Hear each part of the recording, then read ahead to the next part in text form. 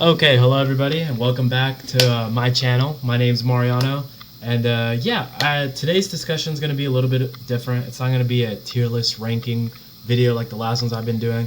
I am gonna continue to kind of do those as I progress later on and come up with different ideas of what I want to do. But today I kind of wanted to talk about something that has been on my mind for a while, and I've always been like, well, if I was a YouTuber, I would do a video on this because I have thoughts about it and I have my opinions on it, and everyone's opinions are different. So and now trying out this YouTube thing, and I'm gonna do this video on the Los Angeles Lakers and my thoughts on them and what I think they could do or need to do in the future. And so today I'm gonna start with talking about some of their trades that they did during the off season, most recently within the last week or so as well. So let's get into that. So during the off season, it was a pretty interesting one. It's pretty silent for the Lakers until kind of the end of it. You kind of heard a lot of different stuff. You heard Kyrie possibly going there. You even heard some things as like KD going there. There's been such trade rumors as Miles Turner and Buddy Hield going there.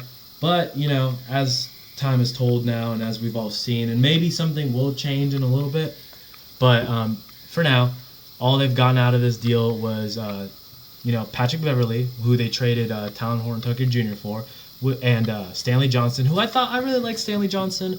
I'm glad that they did pick him up mid-season, and I thought he was a decent fit. Offensively, he's not that great. Defensively, he kind of was what they needed at points. But at the same time, you get a better on-ball defender with Patrick Beverley. I know you kind of give up Talon Horton Jr., but he was an okay asset.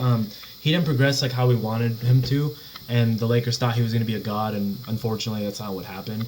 But, it is what it is. But, so the Lakers came out with Patrick Beverley, and they also did a couple acquisitions during the offseason, which they did.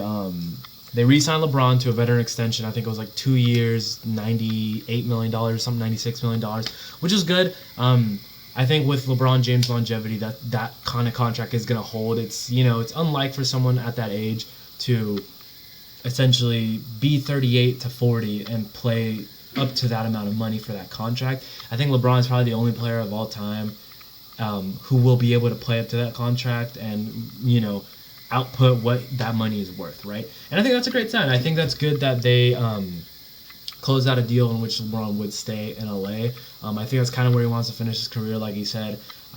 Is there a possibility that I see him going to a different team to maybe play with one of his sons? Yeah, I definitely do. But for now, he's in LA for the next couple of years, and I think that's a good fit for him. I think that I'll get into what I think about that team and what could happen in the future, but I think for now it's a good fit for him, and I like that he chose to stay.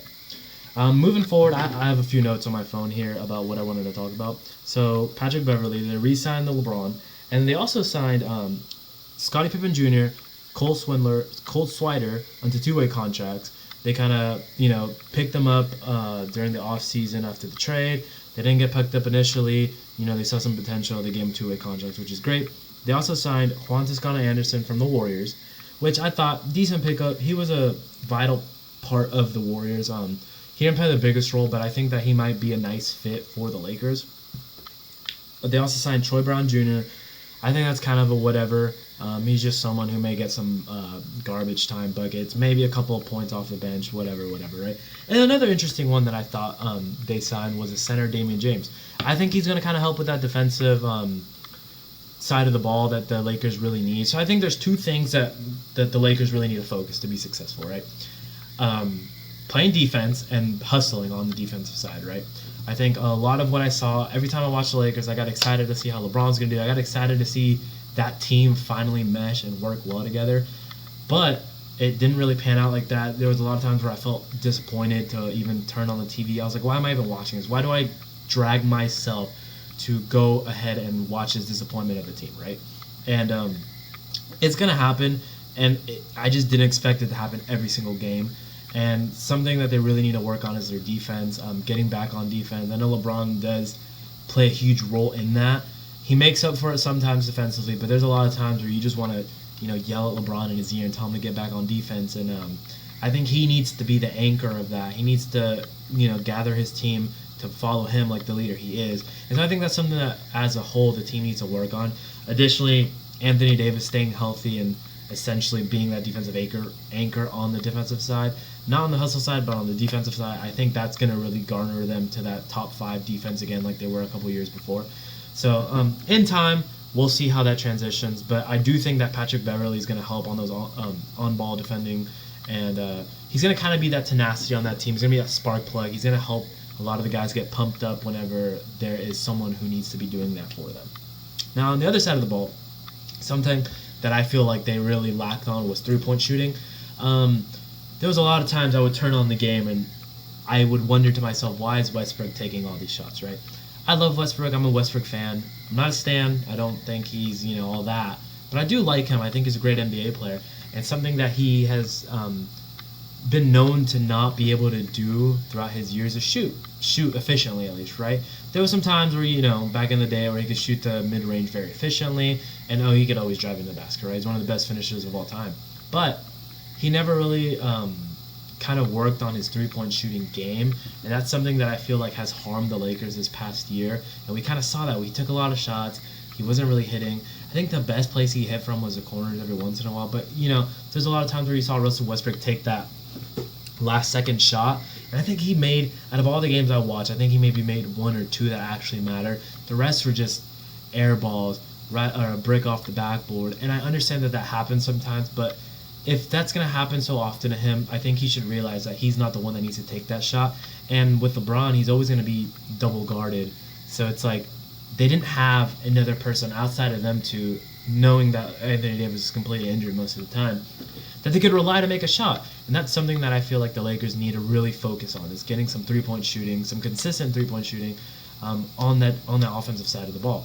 And that's kind of what's going to transition into what I think the Lakers should do with their picks. As you can see here, I have pulled up here the Lakers roster for the current right now, right? And so as you can see, has DJ Augustine in there, Kent Bazemore, Avery Bradley, all okay shooters at the best, right? I like the Max Christie sign as the rookie they picked up. Wayne Ellington, he's been known to be a good shooter, but he's getting up in age, and I don't think that that's what the Lakers need. I know that the big thing with them was like, oh, they're the oldest team in the NBA or whatever, right? But I think they should kind of garner away from that and go ahead and pick up some younger legs, or maybe someone who may be a veteran but can shoot it efficiently well. And so what I think the Lakers need to do is take some of these things up, even though they have to give up some future draft picks, even though they have to give up even Patrick Beverley again. And, even though they just traded for him, trade him off somewhere else, even though I did say he was going to play a large role, I think they may benefit better to get someone who could play 3 and D a little bit better. And one of those trades that I talked about earlier that kept getting speculated was a potential Miles Turner and Buddy Hield trade from the Pacers onto the Lakers. And if they can figure out some kind of trade package here to go ahead and make that happen, I think that should be the top priority for the Lakers. I think that, getting that three-point shooting, and then with Miles Turner, you're going to get someone who can stretch the floor, but most importantly can play defense really well. I think that would help take the Lakers onto that next level and potentially get them to a possible next ring, or at least let's focus on getting to the playoffs, right? And so those are some of the things that I feel would help them out. Another trade acquisition that I forgot about to talk about was Lonnie Walker Jr. Again, kind of solid. I liked his role with the Spurs, but again, you don't really get to see a true him with the Spurs because they were such a bad team last year. No offense to them, it just, it opened up a lot of doors for guys to have opportunity and to show out. And I want to see how Lonnie Walker Jr. will transition into the Lakers, playing at a different role, but on a team that could potentially, make a run towards a finals run, right? And so, but yeah, like I was saying, I think that the two things that the Lakers need to focus before the season start is, three-point shooting and playing defense. And I think that picking up Miles Turner and Buddy Hield somehow, I'm not really sure exactly how that would work for them, but I think that, and I don't really know what they would need to trade, but I think that's a step towards the right direction. And I just noticed that another trade that I didn't talk about was Thomas Bryant. I actually really like that pickup. I think it's going to help them on the defensive side of the ball. It's going to be someone who can protect the rim a little bit better.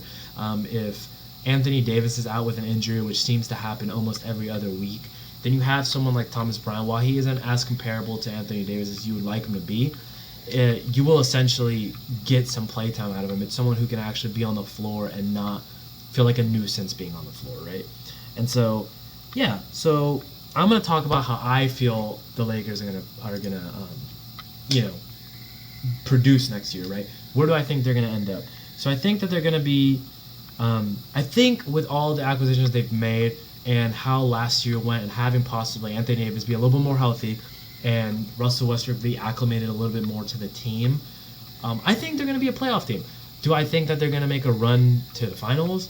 I'm not quite sure. I don't think that if they don't make those acquisitions and trades to get someone like a Buddy Hield or a Miles Turner on the team, or even just up their three-point shooting a little bit and have Anthony Davis be that defensive anchor and have him stay healthy, unless that happens and it's totally green for them on that end, I don't think they're going to make a run to the finals anytime soon. I really wish they did. LeBron's my favorite player, and I really would like to see him win another ring. But it's just hard to see how this team struggles and seeing all the flaws that this team has. And so I think they're going to be a playoff team. They might even be a play-in team. I don't think so. If everything goes even halfway right, they shouldn't be a play-in team. But you never know. The NBA is really packed, especially the West, and it's really hard out there for them to even get a spot. I know the Jazz are going to drop out of the running now, so it might open up a space for someone else to pop in and be a contender finally. Hey, even the Kings, right? Or the Pelicans. But I think that they're going to be in that kind of mid-tier all season. Maybe they'll make a push towards the playoff, but I don't think they're going to get there next year. Unless they make those acquisitions, right? And like I said earlier, I think they really need, three-point shooting and someone on the defensive end to really help them garner and boost them up to that potential of a finals run. So yeah, I think that's all for today. I really liked talking about the Lakers. It's something that's been on my chest for a while. There's honestly a ton that I could talk about the Lakers. The list could go on and on. There's so many things that I feel like you could tweak a certain way to kind of make them a little bit better and have them, finally boost them up to where they should be. But at this time, this is all kind of we got. I know there's a ton of people that talk about the Lakers, and they all have their opinions, and some say that they're terrible, and some think they're fanatics, and they're going to, go it all the way this year, just like they did last year, and obviously that's not what happened. I think sometimes when you look at this kind of stuff, you have to be a little bit more realistic, and you have to look at the pros and cons of each team, and I think there is a lot more cons than pros to the Lakers at this time, but I don't think it's completely, unsalvageable. So I do think it's possible, and I do think that they could make a deep playoff run if they make the right adjustments. But yeah, thank you guys today. Thank you guys for joining me. I appreciate the follow, or the subscribes, the likes, and the comments. It's really appreciated. The channel's been going a lot better than I thought it would be going at this point. I've been kind of filming consistently for about 10, 11 days. Been putting out mostly basketball content, and it's been doing really well. It gets a decent amount of views, and I'm very thankful for it, and I appreciate every single one of you viewers. So yeah, if you like this video, leave a comment, like, subscribe, whatever you like. Thank you.